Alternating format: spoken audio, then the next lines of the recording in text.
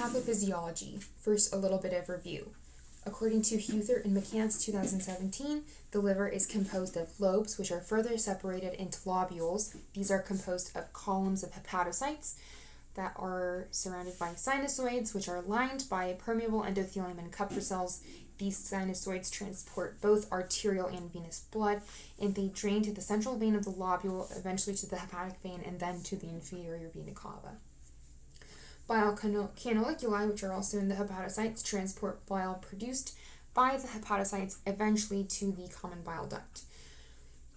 Now on to the pathophysiology. According to Lewis, Boucher, Heidkamper, and Hardy in 2017, the destruction of the hepatocytes occurs primarily in two ways, either direct destruction of the cells by the viruses or cell-mediated immune response, which would look like cytotoxic T cells, T regulatory cells, and natural killer cells attacking the hepatocytes. This destruction takes the form of lesions that are such as necrosis, scarring, hyperplasia of the Kupffer cells with infiltration of mononuclear phagocytes, and damage. Also, this can result in obstruction of the canaliculi, which can cause cholestasis and obstructive jaundice, according to Huether and McCants 2017. According to Lewis, the destruction of the liver causes the loss of normal functions of the liver cells. So this includes bile production, coagulation, blood glucose control, protein metabolism, detoxification, and processing of things like drugs, hormones, metabolites, and ammonia. So starting with bile production and secretion, bile aids in intestinal digestion.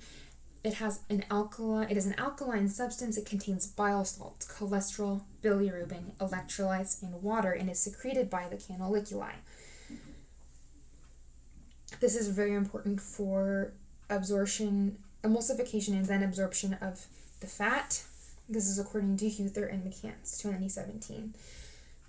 Bilirubin metabolism. Bilirubin is conjugated from an unconjugated lipid-soluble form to a water-soluble conjugated form, and then it is able to be excreted in the urine, and some of it is eliminated in the feces and stercobilin, according to Huether and McCants 2017.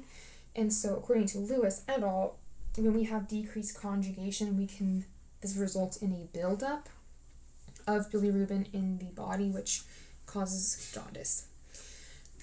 On to the next point, vitamin K. This is essential for synthesizing clotting factors, and the absorption of this is dependent on fat absorption because it is a fat-soluble vitamin. So when we have this decreased bile production, decreased fat emulsification, and decreased absorption, we have a decrease in vitamin K and problems with clotting factor synthesis. This is according to Huether and McCants 2017. The liver also has a lot to do with nutrient metabolism. Specifically, we're going to look at how protein is metabolized. So there is the conversion of amino acids to carbohydrates and the removal of ammonia. And then ammonia is converted to urea and excreted in the urine. When we don't have this detoxification, this excretion of the urea, we can have, according to Lewis et al., hepatic encephalopathy, which we will talk about later. The liver also, with metabolism, has a lot to do with glucose stabilization. So we have glyconeogenesis, the storage of glycogen, and gluconeogenesis, the conversion back to glucose from glycogen when the blood glucose is low. The liver also is responsible for detoxification of endogenous and exogenous chemicals. So that is also including foreign molecules or hormones. According to Huether, this makes them less biologically active and toxic and prevents them from being reabsorbed in the intestines and in the renal system, and helps them to be excreted so you don't get accumulation and then all the negative side effects such as buildup of amphetamines or steroids, certain hormones like estrogen and testosterone, and alcohol. According to Lewis, the differentiation between acute and chronic hepatitis. So with acute hepatitis, we have regeneration of the hepatocytes, the liver returns to normal structure and function, and we only have a problem if there's significant damage which can result in death or liver failure. With chronic hepatitis, the infection is sometimes silent or often silent, and so that results in continuing damage without it being managed, and eventually leads to scarring, fibrosis, and possibly eventually cirrhosis, which is not reversible. According to Lewis, the most severe damage is caused by hepatitis B and C, and then we have acute fulminating hepatitis. This is acute liver failure, and this can lead to hepatic encephalopathy, and we talked about earlier with the buildup of ammonia. And according to Huther, this manifests as confusion, stupor, coma, and coagulopathy.